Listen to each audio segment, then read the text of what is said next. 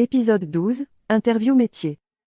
Je suis Maurice Lelore, je suis fondateur de la société Chryslor avec mon épouse Christine et qui est toujours bien évidemment avec moi et aujourd'hui accompagné de notre fils Brice. Voilà, nous avons créé la société en 1995 pour démarrer le 1er janvier 1996 et nous avons encore énormément de projets pour le futur de l'entreprise.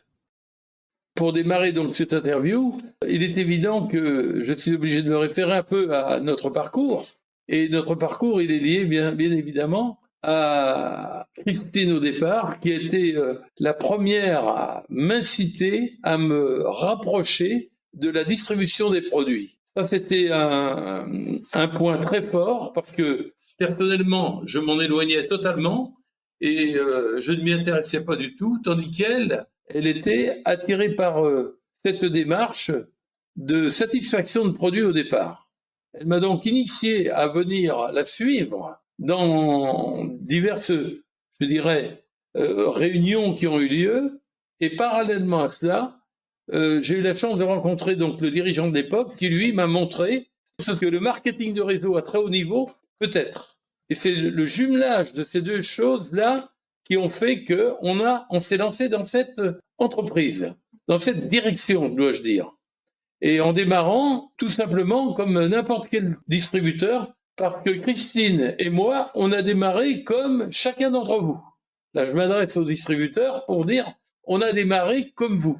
Et bien évidemment, on a été propulsé très vite dans les responsabilités, parce que précédemment, au bout de 4 mois, on était responsable de la moitié de la France, et au bout de 8 mois, en direction nationale, on a été responsable pendant 7 ans dans cette situation-là de responsabilité pour pouvoir mettre en place un réseau, qui nous a véritablement beaucoup aidé.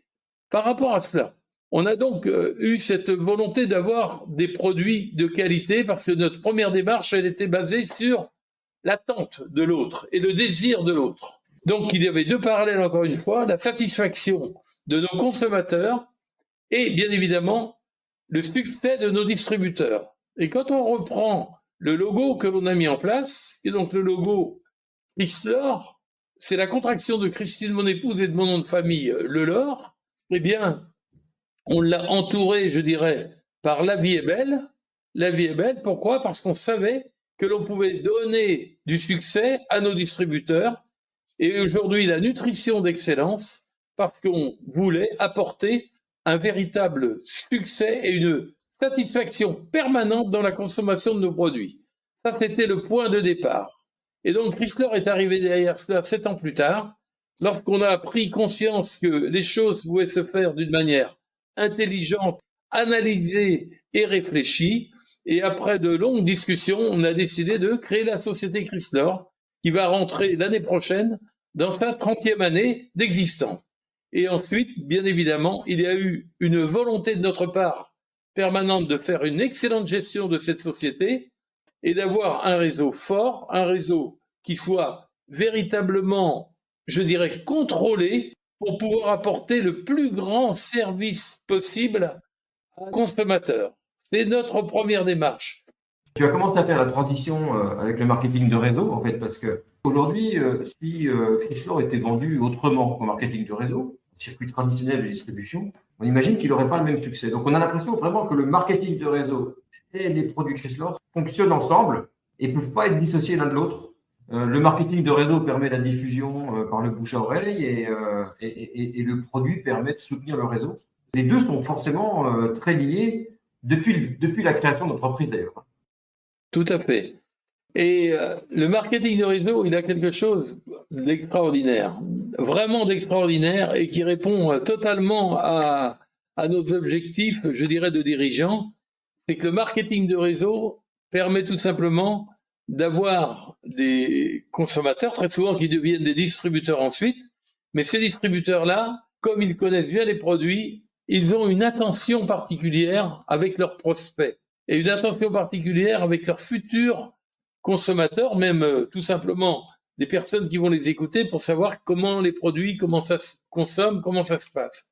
Et il faut une bienveillance, je dirais, presque à toute épreuve pour pouvoir être, comment dirais-je, aussi serein qu'on peut l'être nous que quand on est bienveillant et qu'on explique les choses, qu'on n'essaie pas de vendre, mais qu'on essaie tout simplement de proposer et que le consommateur lui-même va prendre sa décision, et additionner à cela ces 3 préconisations que j'ai faites, la préconisation d'emploi, le conseil d'utilisation, le suivi de la consommation, eh bien vous avez, je dirais, un cocktail qui est sûr de conduire le consommateur au succès de ses désirs vis-à-vis d'une perte de poids. Et même dans le cadre de l'équilibre alimentaire, étant donné que le produit permet véritablement d'aller vers. Et le marketing du réseau a cet avantage-là, c'est qu'il permet d'avoir un réseau formé et un réseau qui est attentif et qui est à l'écoute plutôt que dans une prospection offensive. Voilà donc l'intérêt de ce marketing de réseau qui est véritablement le côté gagnant des 2 côtés.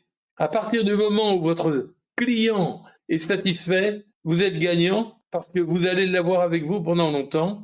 Et c'est pour ça que le suivi est très important. Quand je parle du suivi, c'est pas spécialement le suivi de la consommation, c'est le suivi de la relation humaine. Et quand on a mis en place, je dirais, cette société, voulu la mettre en place et on l'a fait, on a donc créé une charte des valeurs. Et cette charte des valeurs, si elle est respectée au sein de la distribution, on a autour de soi un réseau qui va s'épanouir, qui va même très bien gagner sa vie et qui va pouvoir promotionner le produit dans des conditions de satisfaction extrêmement intéressantes et surprenantes. Voilà, le marketing de réseau est véritablement le lien nécessaire à des produits comme les nôtres. On va rentrer un peu dans le marketing de réseau. Alors, est-ce qu'il y a une chose, la particularité quand même, c'est que vous avez été des distributeurs, donc vous connaissez parfaitement le terrain, la réalité du terrain, mais vous connaissez aussi, grâce à ça, les besoins, vous savez exactement comment fonctionne un réseau. Je pense que ça ne doit pas être très courant que les dirigeants et fondateurs aient commencé un parcours comme distributeurs. Mais d'après toi, en quoi ce vécu de distributeur a eu une influence et une importance dans la création et aujourd'hui encore, dans le développement de l'entreprise, parce que vous avez toujours ce passé-là qui est présent. Vous comprenez aussi les difficultés, comment vit un réseau, comment ça se met en place, quelles sont les difficultés qu'on rencontre, etc. En quoi cette particularité est un élément déterminant et clé pour l'entreprise? Dans le parcours que l'on a fait, donc Christine et moi, on a démarré comme chaque distributeur démarre aujourd'hui, et propulsé très vite au niveau des responsabilités, on a été très analyste pour pouvoir savoir pourquoi les choses se traduisaient de telle façon et allaient réussir et pourquoi d'autres ne réussissaient pas. On a également analysé énormément ce qui se passait dans les autres sociétés de vente directe en marketing de réseau pour pouvoir savoir quelles sont les différences qui existaient à cette période. Après, cette volonté de conduire nos distributeurs au succès, on l'a eu dès le départ parce qu'on s'est fixé 2 objectifs dès le départ, c'était de donner de la satisfaction à nos consommateurs par des produits d'excellence et de faire de la création d'emplois, mais aussi de la pérennité dans les emplois. C'est ce que l'on a réussi à faire et que l'on continue de faire. Et pour arriver à cela, on a essayé de voir tout ce qui pouvait être favorable pour apporter des avantages à notre réseau et bien évidemment à leurs revenus, à leurs commissions. Et là, bien évidemment, il y a des tas de choses qui ont été faites que je pourrais détailler, mais je ne sais véritablement pas par où commencer pour pouvoir vous dire que c'est déjà le marketing de réseau a été créé par Christine et moi. C'est-à-dire que on s'est basé au départ sur le système qui venait d'Amérique pour pouvoir faire le marketing de réseau à la française. Et ensuite, on s'est entouré de gens compétents pour pouvoir répondre à nos attentes, mais que l'on a dû former à ce que l'on souhaitait. C'est-à-dire que nos experts comptables, on a dû leur apprendre notre métier. Nos avocats, on a dû leur apprendre notre métier. Et nos conseillers aussi, c'était la même chose, etc., etc. Et dans toute cette recherche et cette volonté, on a toujours été à la recherche de la satisfaction et du succès de nos distributeurs. Et là, on a mis beaucoup de choses en place. On a mis les 5 paramètres. On a créé l'ACRE pour pouvoir favoriser l'inscription au registre du commerce. On a fait chose qui n'existe que dans notre société. On a permis à un couple d'avoir 2 contrats. Un contrat pour le mari, un contrat pour l'épouse. Qu'est-ce que l'on a fait encore? On a bien évidemment mis des aides à la vente, même moins chères que ce qu'on les paie nous, etc., pour pouvoir donner le maximum d'avantages professionnels à nos consommateurs, distributeurs, et qui ensuite ont fait carrière, ils font carrière encore aujourd'hui et gagnent très très bien leur vie. Alors, sur les particularités du marketing de réseau, il y a quand même quelques éléments qui sont vraiment différents de ce qu'on peut trouver ailleurs. Il y en a un en particulier que j'ai en tête, là, c'est le 14% sur un groupe qualifié. Ça, je crois que ça n'existe nulle part ailleurs. En général, les pourcentages sur un groupe qualifié, c'est 3%, 4%. C'est souvent ces chiffres-là. Ce qui fait qu'aujourd'hui, un distributeur Chrysler va gagner beaucoup plus vite et beaucoup plus que dans n'importe quel autre réseau, en tout cas à ma connaissance. 14% sur un groupe qualifié de premier niveau, plus l'ACRE. Je peux un peu développer cet aspect-là parce que ça, je crois que c'est un accent qui est mis sur ce niveau d'agent commercial qui doit être je sais pas, on va dire un pilier du réseau. C'est ça? C'est un véritable levier, oui. Alors là, c'est lié aussi à ce qu'on a vécu parce que quand on a connu, nous, le marketing de réseau, on n'avait pas du tout ce même pourcentage de commissionnement. Et j'ai pu observer que c'était extrêmement difficile quand vous avez un pourcentage, je dis un exemple, de 10% et qui va qualifier un groupe et qu'il va se retrouver avec 5%. Eh bien, les distributeurs impliqués n'ont pas envie de qualifier quelqu'un. Là, ce que l'on a fait, on a voulu véritablement permettre, dans le contexte et dans, je dirais, le côté législation française, on a voulu respecter la loi, bien sûr, et on s'est dit, il faut qu'on permette à nos agents commerciaux de gagner très bien leur vie. À partir du moment où vous êtes moniteur de groupe, vous avez des commissions en tant que VDI, vendeur à domicile indépendant. Mais si vous qualifiez un groupe, la commission que vous allez avoir sur ce groupe devient de la prestation de service. Et qui dit prestation de service dit bien évidemment TVA, donc obligation de s'inscrire au registre du commerce. Et à partir de ce moment-là, il y a des charges qui viennent se greffer là-dessus. Et si vous ne donnez pas les moyens à votre réseau de bien gagner sa vie, lorsqu'il s'inscrit au registre du commerce, eh bien, il va baisser les bras. Et on a donc mis en place cette volonté de commissionnement à 14%, comme tu le dis, Eric, mais on ne s'est pas contenté seulement de cela. On a additionné l'ACRE. L'ACRE, qu'est-ce que c'est? C'est l'aide à la création d'entreprises Chrysler. C'est-à-dire qu'un moniteur de groupe qualifie un groupe, il va percevoir l'ACRE de 552 € chaque mois, tout pendant que le groupe est seul. Et si le groupe voit arriver un deuxième groupe près de lui, l'ACRE sera divisé par 2. Mais à ce moment-là, il gagne davantage. Et là, bien évidemment, les charges sont payées et le distributeur peut faire carrière en toute tranquillité. Et ainsi de suite. Voilà comment les choses se passent et comment on a trouvé, je dirais, le biais de pouvoir véritablement les inciter à faire carrière au sein de notre réseau. Une chose incroyable aussi, c'est que ce plan de marketing n'a jamais changé. C'est-à-dire que c'était exactement le même depuis 1996. Oui. Et ça aussi, c'est pour un réseau, c'est vraiment une fondation, c'est une sécurité, une sérénité. Et ça, c'est lié tout simplement à Christine et moi, à notre volonté au départ, et à Brice aujourd'hui, bien évidemment, qui est à part entière avec nous, et dans le même état d'esprit que nous, c'est qu'on a toujours eu une volonté d'être prudent et de faire une excellente gestion de la société.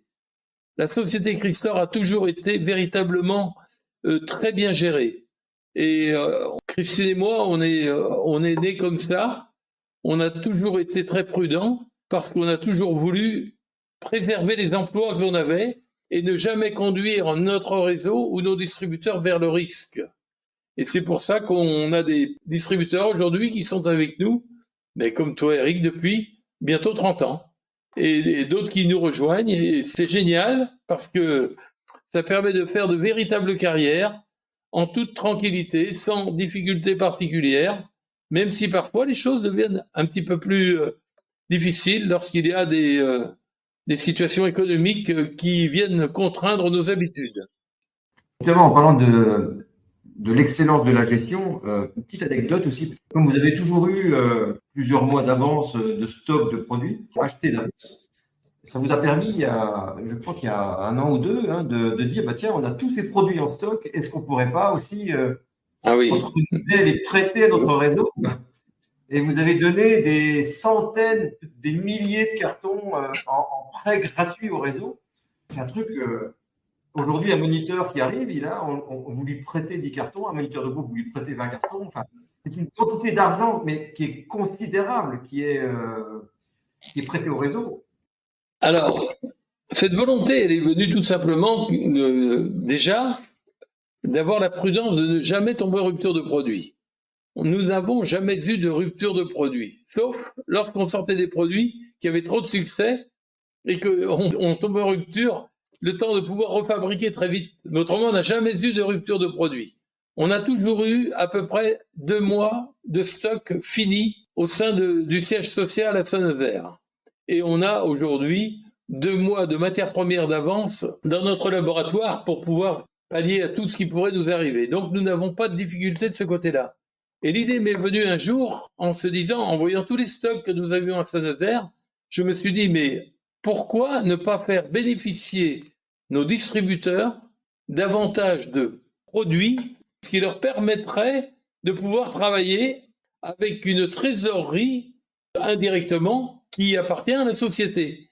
Et c'est pour ça qu'on a pris la décision d'offrir 50%, je dirais, d'avance de produits à tous les distributeurs que l'on a. C'est-à-dire qu'un distributeur qui va faire 50 cartons, on va lui prêter 25 cartons en permanence. En permanence. Et si un jour il arrive à 100 cartons, eh bien, il pourra en avoir 50, etc., etc. Et ça, bien évidemment, ça favorise la trésorerie de nos distributeurs, étant donné qu'ils n'ont pas de fonds à sortir pour pouvoir avoir des produits d'avance. Voilà, ça c'est un autre des très grands avantages que l'on a mis en place. Et sans compter que vous expédiez gratuitement les produits en 24 heures, qui je crois aussi a été, au fil du temps d'entreprise, parfois un casse-tête à maintenir. Hein. Complètement, un casse-tête chinois parce que j'ai dû me battre en permanence avec les sociétés de transport pour maintenir le coût de transport le plus proche possible, je dirais, de la réalité économique, mais toujours au plus bas pour pouvoir fournir en permanence la gratuité de nos expéditions à nos distributeurs impliqués. C'est un autre des grands avantages que l'on donne à notre réseau. Voilà, je voudrais revenir aussi sur un avantage que je n'ai pas détaillé mais qui mérite le cas de l'être, c'est les 5 paramètres. Les 5 paramètres, quels sont-ils et qu'est-ce que ça veut dire? Les 5 paramètres, c'est tout simplement pour quelqu'un qui veut véritablement réussir dans une société de vente directe en marketing de réseau, il y a des paramètres incontournables de réussite pour le distributeur, pas pour la société, pour le distributeur. Et un distributeur qui veut s'impliquer, il doit véritablement regarder si la société dans laquelle il s'adresse a ces 5 paramètres. Et ils ne les ont pas. Ils ne les ont, pour dire jamais. J'ai jamais trouvé une société qui a les 5 paramètres. Quels sont-ils? Le premier paramètre, c'est d'avoir des produits au top. Pourquoi on parle de produits d'excellence? Parce que les produits sont des produits d'excellence. Mais ça ne suffit pas. Il faut que les produits soient consommables et renouvelables régulièrement. Pourquoi? Parce que c'est ce qui va permettre aux distributeurs impliqués d'avoir des revenus réguliers tous les mois de l'année. Ça, c'est le premier paramètre. Le deuxième paramètre, même si vous avez de très bons produits, il vous faut des acheteurs. Et les acheteurs, pour en avoir, il faut des clients. Et le deuxième paramètre, c'est d'avoir un potentiel marché inépuisable. Nous l'avons avec les produits étant donné que les consommateurs les consomment jusqu'à la fin de leur vie s'ils le veulent. Le troisième paramètre, il faut que le réseau gagne sa vie, gagne de l'argent. Et c'est pour ça que nous avons mis en place tous ces leviers qui permettent d'avoir véritablement des revenus très intéressants. Le quatrième paramètre, il faut aussi avoir des dirigeants qui connaissent le métier et qui connaissent très bien leur métier pour pouvoir guider leur réseau à aller dans la bonne direction. Nous sommes issus du terrain, donc nous savons de quoi nous parlons. Et le cinquième paramètre, il faut que la société offre un statut à son réseau de distribution qui permet d'avoir la maîtrise des prix à la société d'une part, mais qui évite d'avoir de la discrimination au sein du réseau lors de la distribution. Voilà, ces 5 paramètres sont très très importants et très intéressants à respecter, bien évidemment. Maurice, pour reparler un petit peu des valeurs de Chrysler, est-ce que tu pourrais nous les nommer, les valeurs fondamentales selon toi? Les valeurs, on a toujours prôné les valeurs d'honnêteté, d'intégrité, de respect, je dirais d'écoute et d'attention, mais aussi d'authenticité. Je dirais, il y a toutes les vraies valeurs humaines, on les place toujours dans nos agendas. Toutes ces véritables valeurs doivent être, je dirais, communiquées à l'ensemble de notre réseau, mais aussi, je dirais, des consommateurs pour pouvoir les rassurer dans un monde qui parfois n'a pas spécialement le respect et l'honnêteté en valeur initiale. Voilà ce que je voulais dire. Quand on parle de la qualité d'écoute, justement, quel est toi, ton propre ressenti et ton propre rapport à cette qualité d'écoute? Est-ce que tu as toujours eu cette qualité-là ou est-ce que c'est une compétence que tu aurais acquise en travaillant en marketing de réseau? Je pense que le marketing de réseau, obligatoirement, favorise ou te conduit à aller vers. C'est une certitude. Mais j'ai toujours été très attentif aux autres. C'est-à-dire que notre volonté, c'est d'abord le respect de l'humain. Et à partir du moment où on est dans le respect et la volonté d'avoir des humains heureux autour de nous, eh bien, on a cette démarche qui devient un automatisme et qui devient véritablement une vraie qualité à transmettre en permanence. L'écoute est certainement une des plus grandes qualités humaines qu'il y a pour entretenir de très bonnes relations humaines. Même si notre métier nous amène à être bavard. Mais malgré tout, devant un prospect ou un futur consommateur, c'est souvent par l'écoute que vous allez arriver à avoir une attention de sa part et un intérêt à vous écouter ensuite. Est-ce que c'est la qualité essentielle, du coup, à avoir, selon toi, pour réussir en tant qu'entrepreneur chez Chrysler? Alors, une des plus grandes qualités que je n'ai pas citées et que je vais donner maintenant, pour moi, c'est la générosité. La générosité, elle peut être aussi dans l'écoute. La générosité, elle n'est pas uniquement financière. La générosité, elle est dans l'approche à l'autre, dans le regard vers l'autre, dans, je dirais, dans la démarche implicative des explications de produits. On peut être généreux et quand on explique les choses avec cette volonté de satisfaire, cette volonté de donner véritablement tout ce qu'on a ou ce que l'on pense de meilleur pour l'autre. Et ça, c'est une des très grandes qualités qu'il faut avoir. Après, pour réussir, il n'y a pas uniquement que des valeurs, il faut aussi des actions. Il faut aussi que véritablement les distributeurs qui veulent s'impliquer savent également se retrousser les manches et savent aussi et surtout se remettre en cause, parce que beaucoup de distributeurs n'évoluent pas suffisamment parce qu'ils restent dans leurs habitudes. Il faut savoir écarter ces habitudes pour pouvoir choisir les très bonnes habitudes et avancer lorsqu'il le faut dans des directions différentes. Et Dieu sait si on est dans un monde aujourd'hui où les choses changent. Et là, la différence de ceux qui vont plus loin que les autres, elle se fait toujours par la remise en cause et tout simplement l'application des choses qui fonctionnent régulièrement et qui se renouvellent d'une manière régulière. La remise en cause, comment tu fais d'ailleurs pour rester constamment, si tu veux, en éveil, toi, en éveil et toujours avec cette vigilance.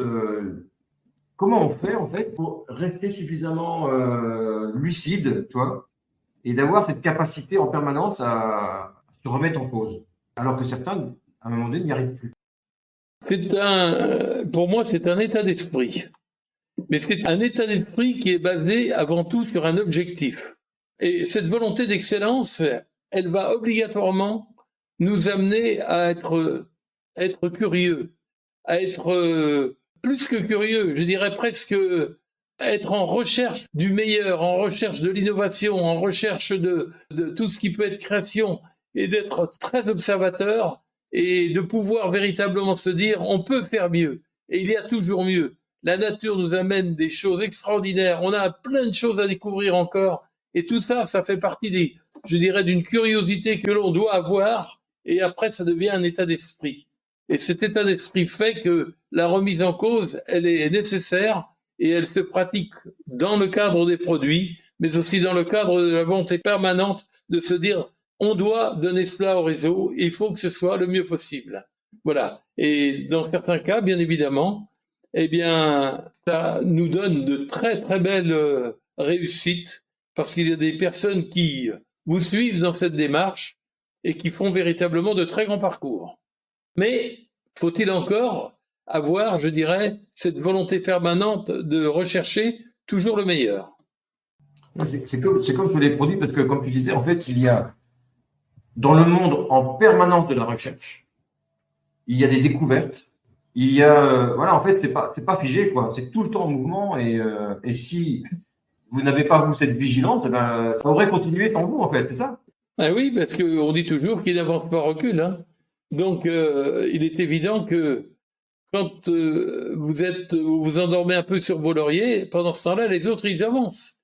Donc, en ayant cette volonté permanente d'être dans l'excellence, vous allez obligatoirement, à un moment ou à un autre, trouver des choses nouvelles qui vont vous permettre d'avancer, qui vont vous permettre de faire la différence et qui vont véritablement permettre de trouver des améliorations, que ce soit, moi je le vois au niveau du laboratoire, quand on travaille sur l'aspect du produit, on travaille sur plein de choses qui peuvent permettre de véritablement avoir des améliorations de satisfaction sur le côté organoleptique, etc., etc. Et tout ça, ça fait partie d'une exigence permanente de désir et de volonté d'aller vers. D'ailleurs, il y a deux choses. Il y a des fondamentaux qui n'ont jamais changé. On parlait Jamais. du marketing tout à l'heure, les valeurs, il y a des choses qui n'ont jamais changé. Et puis, il y a des Jamais. choses qui se remettent en cause. Alors, comment on distingue les choses qui ne doivent pas changer, qui sont des socles solides, et comment on distingue ces parties-là des parties qui, elles, sont justement amenées à être en permanence, à évoluer. Il y a les deux. Comment on distingue l'une de l'autre, et comment on fait pour rester bien ancré sur ces piliers, tout en ayant la souplesse et la capacité à se mettre en cause? Là aussi, ça peut être un véritable paradoxe. En ce qui concerne les produits, moi, la volonté d'avoir des produits d'excellence et d'aller dans cette démarche, je dirais, d'intelligence de produit, je l'ai eu il y a à peu près 32 ans, 33 ans. Aujourd'hui, j'ai toujours le même objectif et la même volonté d'aller dans cette même direction. Tous les produits que vous allez avoir, les nouveaux produits qui vont arriver, comme on travaille sur de nouveaux produits, etc., c'est toujours avec cette même volonté et même détermination. Et ça, je n'en démordrai jamais. En contrepartie, il y a effectivement des choses que l'on fait et qui, elles, sont bien évidemment appelées à évoluer, à être remises en cause en permanence. Alors là, ça dépend bien sûr de tout ce qui se passe. Est-ce que c'est dans l'économie? Est-ce que c'est, je dirais, dans une démarche de formation? Est-ce que c'est dans une démarche de relations humaines? Il est évident que là, la remise en cause est obligatoire et nécessaire. Et ce sont effectivement deux choses totalement différentes et opposées, mais qui, dans tous les cas de figure, conduisent à un succès au bout du compte. On va parler après de comment tu vois les années à venir avec les changements qu'on vit aujourd'hui. Mais j'ai deux, trois questions avant. Par exemple, sur la prise de décision. Vous savez, alors, pourquoi je pose cette question? Parce que tu sais, quand on rentre dans un restaurant, parfois on est bien accueilli et parfois on est mal accueilli. Et en général, c'est toujours lié à la, on va dire, la méthode de management du dirigeant. Si le dirigeant est gentil et généreux avec ses salariés, en général, les salariés sont généreux et accueillants avec les clients.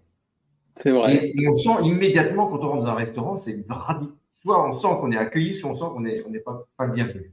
Et donc, la manière dont se comporte le dirigeant est fondamentale en fait pour le comportement de l'ensemble des gens qui sont autour.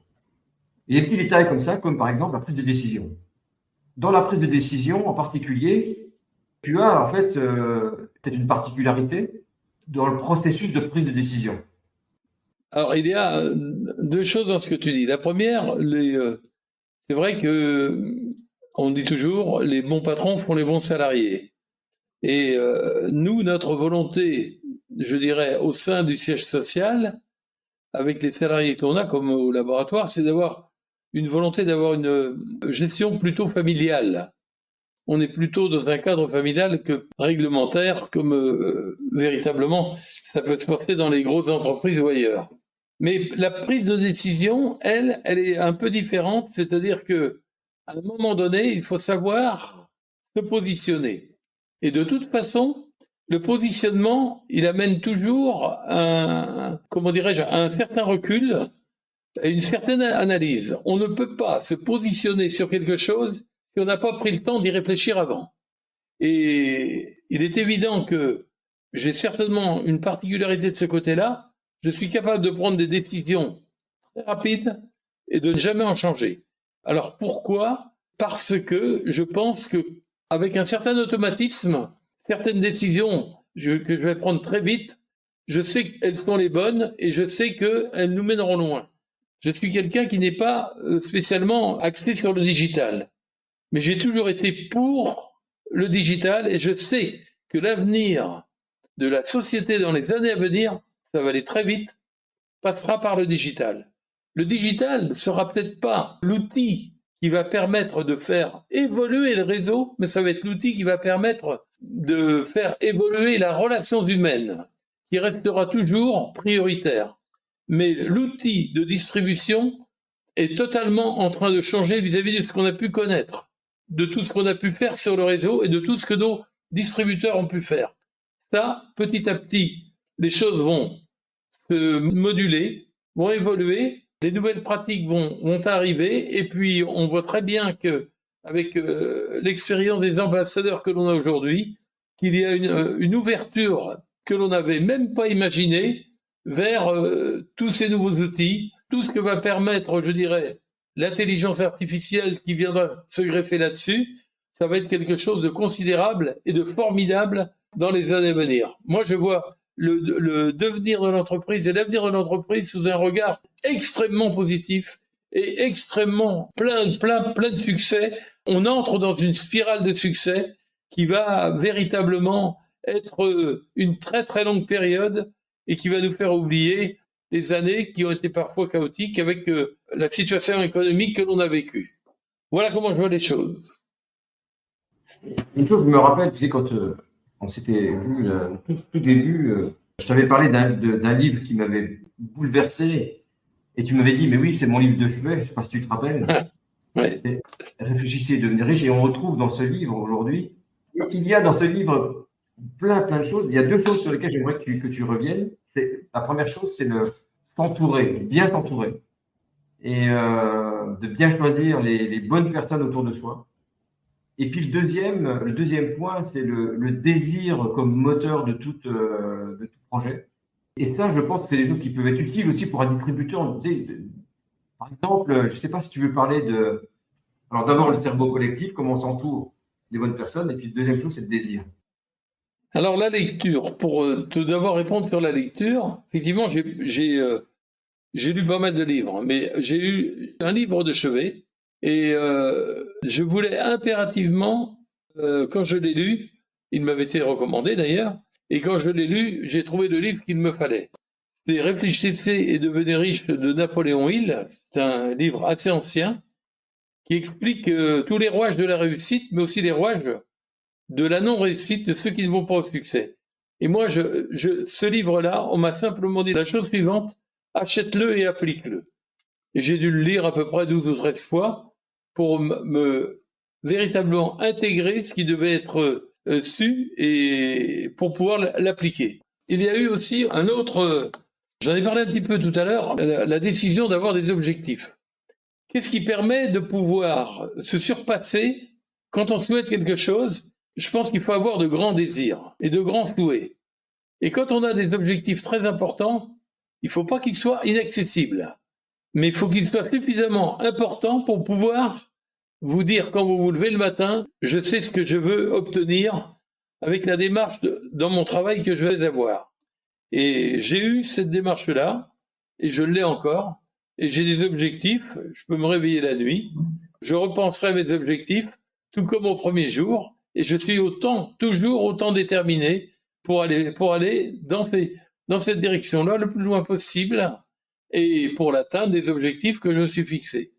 Donc, grand objectif égale beaucoup d'énergie à fournir, mais beaucoup de satisfaction et de réussite à la clé.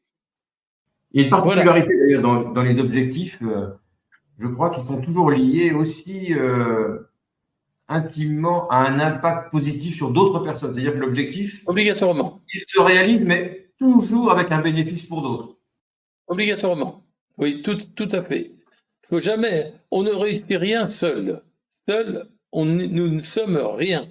Et à partir du moment où on s'entoure, tu m'as parlé tout à l'heure de savoir s'entourer, pour moi c'était très facile.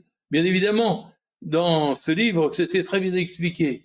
Mais c'est très facile parce qu'à partir du moment où on ne connaît pas quelque chose et qu'on n'a pas la connaissance et même l'expérience, il faut aller la chercher chez ceux qui l'ont et s'entourer véritablement, je dirais, de gens compétents qui répondent à vos attentes et savoir les choisir. Ne pas se retrouver avec des personnes qui sont, je dirais tout simplement, des profiteurs et là pour pouvoir profiter de la situation.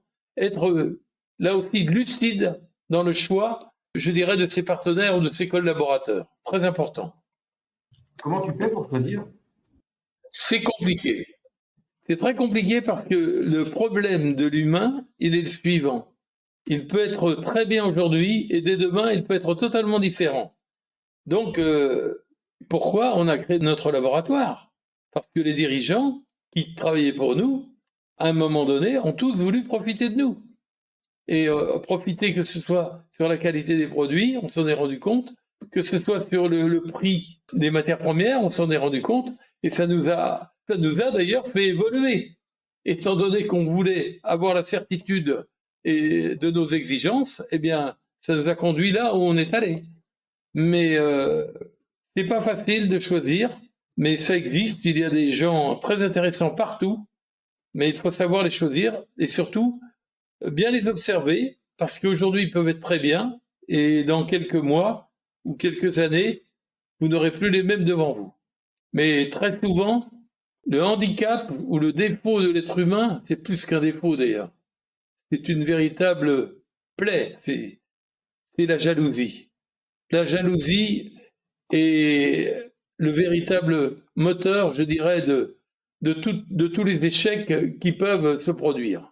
Ah, tu mets la jalousie vraiment au-dessus du... Vraiment. Oui, parce que la jalousie va conduire à des dérives, va conduire les personnes jalouses à des dérives qui vont les emmener obligatoirement dans des choses inacceptables, donc dans le mur. Jalousie, orgueil, excès d'ego, même chose. Si on parlait un petit peu de l'audace, l'audace c'est quand même une compétence ou une qualité essentielle dont vous avez certainement fait preuve, vous déjà, mais qui est essentielle pour un distributeur qui voudrait se lancer. Est-ce que tu peux parler un peu de ça? Parce que l'audace aussi, ça fait partie des choses qui sont fondamentales. Oui, mais je pense que, encore une fois, l'audace, elle découle de l'objectif que l'on peut se donner. Et très souvent, les distributeurs, ils sont attentistes. C'est-à-dire que Si on regarde le plan de marketing, le plan de marketing Chrysler, il vous donne des niveaux avec des revenus. À partir du moment où vous vous fixez une étape, il est facile de se dire c'est là je veux aller. Eh bien, à partir de ce moment-là, l'audace, vous allez l'avoir si vraiment vous êtes déterminé à y aller. Parce que pour pouvoir obtenir ça, je dois faire ça. Et pour faire ça, je dois avoir de l'audace. Et pour avoir de l'audace, je vais aller vers. Et c'est ça qui donne l'audace. L'audace, c'est toujours une histoire de volonté de réussite à ce que l'on souhaite, ce que l'on désire, de l'objectif que l'on veut atteindre. Et ça, c'est génial, c'est fabuleux. Parce que c'est moteur, c'est poignant, on se réveille la nuit en pensant ce qu'on veut avoir, ce que l'on souhaite. Enfin, c'est génial. C'est des choses c'est le ciment agréable de la vie. Voilà ce que je peux dire. En fait, ça revient, effectivement, tout part de l'objectif, en fait. C'est l'objectif Pour moi, oui. qui Oui. façonne les valeurs, c'est l'objectif qui te rend audacieux, c'est l'objectif qui fait que tu maintiens la générosité, que tu restes lucide. En fait, c'est vraiment ça, le cœur de... Qui va faire découler le reste. Après, on va l'appeler enthousiasme, on va l'appeler audace, on va l'appeler volonté, on va l'appeler persévérance, on va l'appeler, etc. La persévérance, c'est la même chose. Quelqu'un qui, il se donne pas un objectif précis de ce qu'il veut faire ou atteindre, il n'aura pas la persévérance. Et tout ça, je dirais, l'objectif est le noyau de tout cela. C'est ce qui va permettre. Les autres, ce sont les ingrédients qui découlent de l'objectif qui est atteint. Et si on avait véritablement une formation à faire au sein du réseau Chrysler, de tous les nouveaux distributeurs, c'est de leur dire quel est votre objectif. Quel est votre objectif? Et écrivez votre objectif. Et si vous n'êtes pas d'accord avec votre objectif, revoyez-le, mais ayez un objectif. Et les gens travaillent très souvent dans le flou en disant oui, bon, on va aller vers là, non, c'est l'objectif qui permet de pouvoir aller au-delà de tout. Moi, je reconnais que avant d'être dans ce métier-là, je travaillais avec des très grandes convictions, mais je n'employais pas du tout le mot objectif. Et pourtant, j'allais vers des objectifs, mais je ne l'utilisais pas comme je l'utilise aujourd'hui. Maurice, est-ce que tu peux nous donner, toi, du coup, un exemple d'objectif que tu as en tête? Moi, c'est ce qui me passionne dans ce métier-là. Ce qui me passionne, c'est la réussite des autres. Le fait de les voir évoluer, le fait de les voir grandir, le fait de voir... Là, on a un exemple parfait aujourd'hui avec une équipe que l'on a constituée en leur promettant rien. Et en moins de 6 mois, on en a fait une équipe d'ambassadeurs qui a fait un apprentissage et une évolution époustouflante. Et ça, c'est véritablement enthousiasmant. C'est là, on se dit bravo, quoi. Et ce n'est qu'un début. C'est ça qui est fabuleux, quoi. C'est ça qui est fabuleux. Oui, effectivement, c'est très chouette, très enrichissant. On a une belle équipe d'ambassadeurs. Est-ce que tu pourrais, Maurice, dire 2-3 mots justement à tous ceux qui souhaiteraient se joindre à nous ou sont intéressés par l'activité Chrysler? Il y a une chose qui est sûre, dans cette démarche professionnelle, il y a véritablement une satisfaction permanente pour les personnes qui s'intéressent à ce métier-là, de pouvoir être en relation avec d'autres, de pouvoir être en communication avec d'autres personnes, avec des personnes du réseau, etc. Si vous avez la volonté d'être dans cette démarche-là, si vous aimez le contact, si vous aimez la relation humaine, si vous aimez rendre service, si vous avez cette générosité, si vous avez, je dirais, cette volonté d'être dans un bain, je dirais, de bien-être en permanence, eh bien, ce métier est fait pour vous. Et avec la société Chrysler, vous n'aurez jamais de grandes déceptions. Vous ferez véritablement de très très belles carrières, parce que dans le cadre de la carrière chez Chrysler, les revenus sont illimités, sauf si vous-même ne passez pas à l'action. Chacun fait son choix. Il nous reste deux, trois petites choses, mais toutes simples, mais pour finir. Imagine, Laquelle? Maurice, que tu as l'opportunité de croiser Maurice quand il a 15 ans. Et tu as un moment privilégié où tu peux t'approcher de lui sans qu'il te reconnaisse, hein, et tu peux lui glisser 3 conseils pour sa vie. Qu'est-ce que tu lui dirais à Maurice de 15 ans? Au Maurice de 15 ans, qu'est-ce que je lui dirais? Oula! Puis au Maurice de 15 ans, je pense que Maurice de 15 ans, il n'écouterait pas grand-chose. Donc déjà, toi à l'écoute. Donc, effectivement, d'écouter, non, je dirais plus sérieusement, et ces 3 choses-là, même inconsciemment, je pense que je les avais, c'est de croire à sa bonne étoile. Et véritablement de croire à sa bonne étoile et d'enfoncer les portes et de se donner les moyens. Ça, c'est les 3 choses que je dirais impérativement qui vont faire toute la différence dans le parcours d'une vie. Voilà. C'est-à-dire 3 conseils qu'on pourrait donner à tout le monde aujourd'hui, finalement. Oui, tout à fait. Une toute dernière question, est-ce qu'il y a, je sais pas, une citation ou une phrase, quelque chose qui te colle à la peau avec les, voilà. Oui, bien sûr, il y a une phrase qui me colle à la peau, bien évidemment, et qui est valable, je dirais, pour tous les métiers, mais surtout pour celui-là. Et je citerai cette phrase de Winston Churchill, c'est n'abandonnez jamais, jamais, jamais. C'est la phrase qu'il avait prononcée sur son lit de mort. Alors, je vous souhaite à toutes et à tous un très grand et un très beau succès.